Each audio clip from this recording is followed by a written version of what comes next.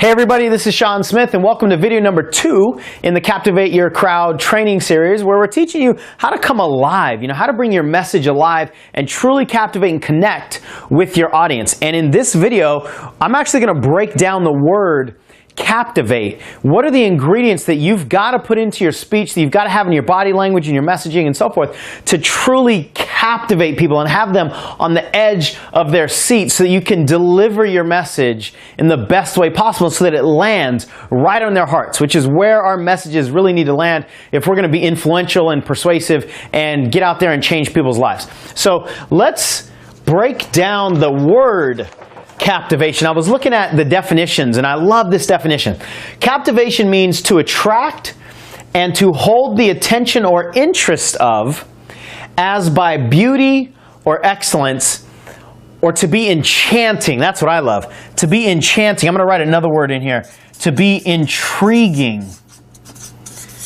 A lot of people are really good at giving a presentation, but very few speakers, in my opinion, are truly captivating. And I'm sure you have speakers that you've seen present and you just couldn't take your eyes off them. You wish their presentation lasted, forever. Their 45-minute talk seemed like it was only 7 minutes. That's the connection that we can all have if we truly understand and we're intentional about creating the ingredients that captivation and intrigue and enchantment actually require. And there's nothing that you've got to become, different than what you are. I think it's really more about just allowing yourself to be captivating, right? I'm getting a little ahead of myself, but let's talk about the 3 core ingredients of captivation first. And what I mean by this is what causes people to have that connection that I was talking about on the edge of their seats and they just can't get enough and the time goes by so fast. I think there are 3 core ingredients in any kind of message that people need in order to captivate them. Now, they don't necessarily need all 3 of these. Sometimes, if you're going to YouTube and watching videos, you're not going to necessarily have any knowledge when you're watching the cats or you're watching the babies or you're watching the bloopers and all that stuff. So you don't need each one of these 3, but you need at least one of these 3. And the more that you have, the better, obviously. So the first one is knowledge. People are captivated by anything that they're really interested in, right? So for you, if you're really interested in increasing your confidence and coming alive on stage or in front of the camera, this knowledge is going to captivate you. If you're talking to parents, if they're really truly interested in how to discipline their children or how to keep their emotions inside so they don't, erupt on people or whatever, if they're really truly interested in that, they're going to be captivated, by the knowledge that you give out. So that's one piece. A second piece is entertainment. Entertainment. I mean, we love to be entertained. We love when people are making us laugh. We love when people are dancing. Okay, now he was close. Try to domesticate you, but you're an animal. Baby, it's in your nature. Just let me. We all could just sit back and just go, ooh, and watch the show, right? Now, this is something that I think too many speakers put too much energy on, thinking that they have to be the entertainment. And it's great if you can, but this is actually, in my opinion, the least important of these 3 is the entertainment. But most people think they have to be this entertaining force. And really, the more that you try to entertain, the less entertaining you are. Right? And that's one of the themes of this whole series. It's going to be more about, you just being you, and all these things kind of happen on their own. And the third one here is connection. You've got to create a connection with your crowd, because if they don't feel connected to you, if they don't feel like they're speaking or listening to, rather, a real person, and they don't feel like they're on the same side of the fence as you, then they won't listen with the same amount of enchantment or intrigue. So a lot of speakers, they'll talk down to their audience, or they'll put this air of, I know more than you. It's like you take your whole audience and you put them in the dumb bucket right away, and everybody feels bad. Now, that's still intriguing because you can deliver knowledge that way, but you lose connection when you make yourself more elevated than your crowd. And sometimes you can do that with the things that you say, obviously. You can use a lot of negative language like, these are all the mistakes you guys are making, or you know, you don't know what you don't know, or I'm here to give you the secrets that you've never been taught before and stuff. A lot of that marketing language works, but it's not connecting, in my opinion. So I don't want you to create this boundary between yourself and your audience, whether it's a one-on-one interaction or, you know, a crowd of 5,000 people, just so that you can deliver the knowledge. And I think a lot of speakers try to do that. They try to elevate themselves so that the stuff coming out of their mouth sounds more knowledgeable, sounds more reputable, and what have you. And that can be done, and it can be effective. But if you lose the connection, then all you are is just this person spewing out knowledge. And knowledge is free nowadays. Like, I mean, there are no secrets out there. That's one of my own pet peeves, is when people talk about all these secrets that they're going to deliver. You know, knowledge nowadays with the internet and smartphones, I mean, people can get just about anything they want, just strictly knowledge, logic, for free. But you can't have that same level of connection. So this is really, really important. And when you're delivering knowledge and you're connecting with people, you're going to be entertaining. So I don't want you to put too much weight on this one. And actually, as I'm speaking, you know, there's a fourth one here that I want to put down. So this is now the 4 core ingredients of captivation. And the fourth one is distinction. Oh, this is so big. You know, as I said, part of, I guess, one of the recurring themes of almost any of my training and videos is just be you, to be authentic. And one of the reasons is the brain is captivated by the things that it cannot categorize. What I mean by that is your brain is a categorizer. You know, it takes information and it puts them in different categories so that it doesn't really have to pay attention. If our brain didn't work that way, then it would be such a hassle to brush your teeth every morning, to drive to work or wherever you've gone before. It would be really difficult because you would have to basically go through every day as like it's new learning. But since our brain takes information and chunks it together and categorizes it, it makes life a heck of a lot easier. Now, if we take that function of the brain and we apply it to speaking, one of the worst things you can do is be like anybody else that your crowd has ever seen before. Because your brain, if their brains rather, can take you and put it in a box, if they can take you and go, oh, she sounds like so-and-so, or she's teaching this that I've already heard before. It sounds a lot like this. It's going to put it in a box, and it's not going to pay as much attention.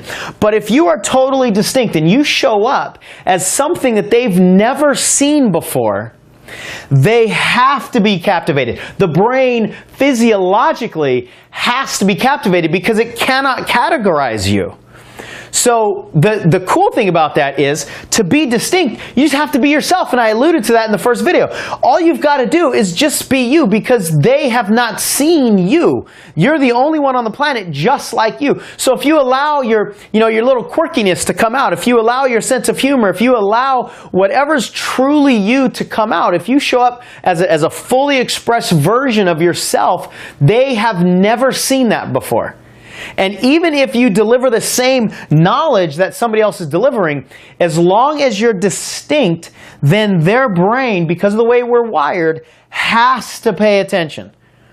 So I want you to pay attention to that as you go forward. Look at, just notice the things that you are captivated by. And more often than not, I would say almost every single time, it's something that you haven't seen before, right? You've got to pay attention to it. So the best way to do that is just be distinct. And that just means be you. You know, just show up as a fully expressed version of you. So this is not something that you have to really work on, right? I think I said in the last video, you don't have to practice being you. You just have to allow yourself to be you. And that's what connection is all about as well. Connection is something that you allow more than you create. if your goal is to create connection, if you think that connection doesn't exist and until you make it exist, then it will be difficult because you're going to be doing so many things in your performance that's trying to create the connection. But we as human beings, we're already connected. I mean, we have so many commonalities. We have so many common denominators in our stories, in our background, in the pains and the doubts and the fears. When we show up as just true people and we allow the connection that's already there to just be strengthened, it's so much easier than if you try to create. So I think too many people try to do the performance. They try to do persuasion. They try to do influence. They try to do the entertainment and stuff like that I was talking about on the other page. But if you just allow it, oh, I'm telling you, you will have so many less fears on stage, but you have so much less of a block. And hopefully, the ultimate goal is to have no block in between you and the audience, and you just allow the connection that's already there. So obviously, the more, we talk about all these things with speaking, the more it's going to come down to authenticity time and time and time again, because it's going to take care of so many of the fears and so many of the challenges that a lot of people have. When you allow this connection, what you're going to create is rapport. And what rapport is, it's not when people like you. I think that's what that's the connotation of rapport for a lot of people. But rapport is not when people like you. Rapport is when you've created a state of trust. And trust is so critical, especially nowadays. People in the world are a lot less trusting right out of the gate because there's so many scams out there, because there's so much pain, because there's so much violence, and there's just so much negativity in the world today, especially on videos, like when they watch TV and they see all these things on camera. So there's a lot less trust inherently on videos and inherently even with speakers than there used to be. And so what a lot of people try to do is they try to create the trust by impressing you or impressing their audience instead of just allow it to just show up because it's already there. We trust people who we see ourselves in, right? So the more that you allow the connection, the more that the trust just shows up automatically. And when people are in a state of trust, they're going to be much more responsive, right? And this goes for everything. They're going to be more responsive when you ask them to raise their hand. They're going to be more responsive when you ask them to go to the next event or to buy your product. But they have to trust you first. Now, if you break down trust, I think trust is a function of three things. Being real. And what I mean by that, obviously, like being who you really are, but be honest. Nowadays, there's so much in the world of scams, right, and especially online, there's so much shortcut marketing, right? People are saying, all you've got to do is take this pill. I'll teach you how to lose weight without changing anything that you eat or without going to the gym. And there's so many people out there that are wanting that magic pill, but you're going to disappoint people if you're not real. And so I think you show up and you go, listen, here's the reality. Parenting is difficult. It's tough to not fly off the hook sometimes. Or here's the reality. Building a business is not going to be an overnight success. The reality is it's going to take effort and it's going to take hard work, right? When you show up as the person that says, listen, I am going to be real with you, and you deliver on that promise, the trust that they have in you is really strengthened and amplified. So be real, be honest. Don't sugarcoat things to try to get people into your programs or try to get people to your events, because in the long run, you're going to be shooting your foot by doing that, right? You're going to maybe get some short-term success because you're delivering this, this sugar-coated magic pill sounding secret, and people show up for that. But if they're disappointed and they lose trust in you, they will not go to step number 2 or step number 3 as they continue to move into your funnel. So don't sell your soul just by trying to get upfront numbers. Be real with people. I've said this word over and over and over again, authenticity.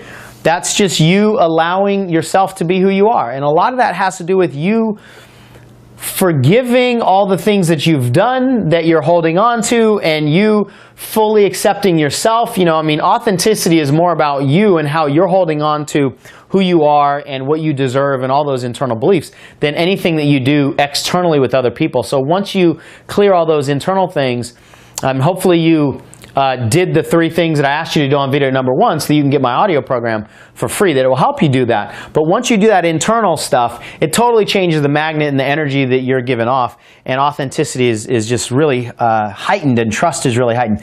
Now this last one is a piece of authenticity, but it deserves its own conversation, and that's vulnerability. Again, because there's not a whole lot of inherent trust nowadays, people need to know that you are a human. People need to know that you're just like them. They need to know that you have doubts, that you have fears, that you have challenges, and that you are just like them as much as possible. And the only way to get that across is by you being vulnerable, by you showing up and saying, listen, these are the mistakes that I've made. You know, once upon a time, I think a lot of people wanted to learn from the person who just jumped out of the gate right away and, you know, made $100,000 in the first week, and they're going to teach you how to do it too. That's really impressive and that's really sexy. But I think nowadays what people need to know is they need to know that you've fallen down also, that you have bumps and bruises, you've got scrapes on your knees, and you're just going to help them avoid some of those things rather than be the bright, shiny, polished, you know, person that's never made any mistakes, that's going to pretend that your life is all hunky-dory and, you know, everything's all nice and shiny, and that's not reality. And most people believe that's not reality, so if you don't give that to them, they'll lose trust in you. So be vulnerable. You know, I learned this when I started really opening up and talking about all my financial problems.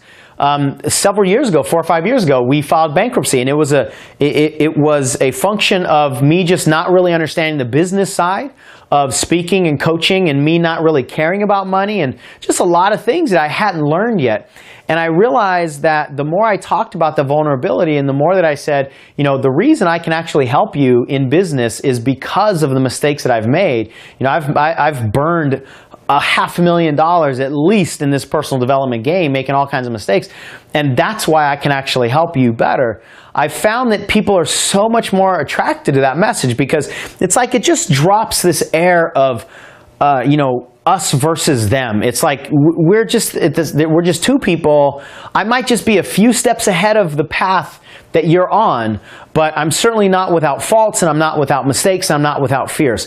When you show up as vulnerable as you can be, man, I think that's the most connecting human state, is vulnerability. It's like when you see somebody cry and they're in pain, you automatically are connected to them, and sometimes it'll make you cry, and you don't even know what they're crying for. It's just that there's this connection in the vulnerable states that we're in as humans, and so it's about allowing all that connection to come out and dropping a lot of those walls. So that's, I believe, how you really truly create trust. Now, the last thing I want to talk about in this video is how do you inspire people? You know, there's 2 ways to try to get people to move. One way is to motivate them. And motivation is when you take whatever you have and you try to put it on people. Motivation is external. Motivation is, you know, dangling carrots in front of people. That's what motivation is.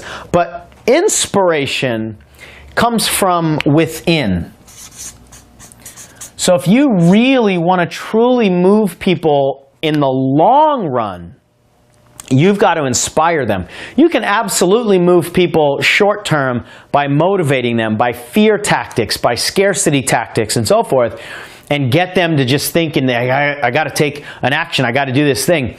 But especially when you're wanting to sell something, or when you're inviting people to an event and so forth, if they come into your funnel, if they come into your door with that sort of negative, carrot-driven scarcity mindset, then they will probably be disappointed, because you're not going to deliver on the feeling that they made their decision from. Right? But if you can get inside of them and inspire them from within, that's something that's more long-lasting for them. So don't try to be that person that puts motivation on people. I want you to reach into their hearts and dig a little bit, because their motivation in the form of inspiration is already down there. All you've got to do is kind of drill for oil a little bit, and once you hit oil, you know, just like really oil, it'll create this geyser effect, and all this stuff will come out. That's what happens with inspiration too. Once we can kind of pop whatever, you know, bubble is going on inside there for people, and their inspiration geyser is ignited, you know, that thing keeps going, and their energy comes from within, and that's where all of their solutions are, and all their courage is, and everything that they need is inside of them. So as an inspirational speaker, you've got to get inside there and just release it from within them. Don't try to put all that stuff on them, right? And the shorter amount of time you have, the more important this is. I've got an event coming up where it's a contest, actually. I've got 3 minutes to try to inspire a room full of people. With 3 minutes, there's no way I'm going to have the time to create the motivation to create any of this stuff. But I have plenty of time to tell them some stories that will get their inspiration ignited from within. And that's actually really easy to do, especially when you're vulnerable and when you're authentic and all these things we've been talking about. So to truly move somebody, here's all I think you need to do. I think there's 2 ingredients. The first thing is to remind them of the inspiration they already have inside of them, right? Don't try to put it on them. Just remind them of something that they've got already inside. So it might sound something like, you know, I know you had dreams. Once upon a time, you got into this game, this speaking game or coaching game, because you wanted to make a difference in your life. Where's that feeling now? You know, you made a decision at some point in time to step forward and to help people. And everything you need is in that decision. And so if you do something like that and you get people to go within and go, whoa, where was I when I made that decision? And then they pop that, you know, they pop that bubble, they dig, and that geyser comes out. All of their motivation comes from within. I like to say, when, you know, in sales, the first thing you've got to do is sell people their own dreams first. Before you try to sell them you or your program or anything else, sell them their own dreams first. Now, the great thing about that is they've already bought their dreams. They just need to be reminded of them.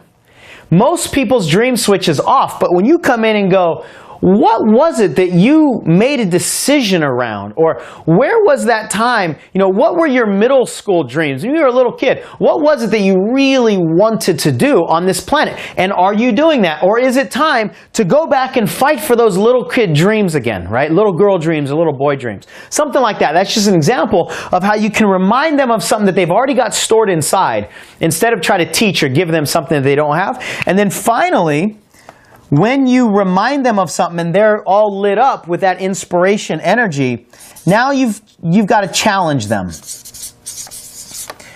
To challenge somebody, basically, you know, you don't want to do it abrasively. You want to take this energy that you just released in them and give them some sort of charge, right? Give them some sort of challenge. And it might sound something like, let's say that you're talking to parents. You might say, you know, it's time for you to step forward and to become the person that you want your children to become. So are you going to be the kind of parent that says, do what I say, not as I do? Or are you going to be the kind of parent that models what you want your children to follow? You have both choices. Whichever choice is more important to you, act accordingly. Right? So that's not abrasive. I'm not saying, listen, don't you do this. I'm not wagging my finger at people. I'm just saying, hey, you've got a choice to make. You can either be this kind of parent or you can be that kind of parent. Make your choice and follow that choice. That's an example of challenging people. Or, you know, if I'm speaking to coaches or speakers or trainers, I might say something like, you know, you have something inside of you. You've been given a gift in the form of the lessons that you've learned along the way, in the form of everything you've gotten with all the past experiences, with all the pains, with all those gifts that you've been given. And those gifts are not yours to keep. You've only been given those gifts to give to other people. So how much longer are you going to sit on your hands and let other people go by you, not receiving the wisdom and knowledge that you uniquely have to give them? You have people out there who are desperately seeking what you have inside. And it's time to step forward and give that to them, because that's not yours, and your Creator did not put it inside your DNA for you to sit with it. Something like that, right? So remind them of the energy and then give them some kind of challenge. And if you do all of these things, there's not a whole lot of things. And I think that's another big issue with speaking, is that a lot of people are trying to remember too many rules. Where do my hands go? What do I say? When am I supposed to put my chin like this? And when am I supposed to raise my tonality? Those things are not unimportant, but they're nowhere near as important as a few foundational concepts that you've just got to go deep with. So when you allow yourself to be authentic and vulnerable, and you allow the connection that already is established between you and other human beings, and you just be distinct and you just be yourself, captivation happens naturally. Connection happens naturally. So this is not anything that you need to create in your lab. It's just something that you must allow. And it's so much easier than the way most people are trying to create that connection. I'll tell you what, when you allow yourself to do these things on stage, I don't think you're going to have any fears anymore. That's my experience, at least. You're just not going to have any fears around forgetting to say something, because you'll realize it's not about what you say, it's about who you are, it's about what you give and your energy. So hopefully these nuggets are going to help you moving forward. Do me a favor, leave me a comment, let me know if there's anything you disagree with, or if there's anything that you totally agree with because you had an experience that backed up any of this stuff that I wanted to say, or if there's another piece that you would add to captivation and connection, then please share that comment on this page so that we can interact as much as possible. We'll be coming to you with our next video, which is going to be about marketing. One of the most common questions I always get is, how do I market? How do I set up my events? And how do I price it? And how do I get people there? Blah, blah, blah. How-to stuff around the marketing funnel. We'll come to you with that in our next video. Okay, now he was close, tried to domesticate.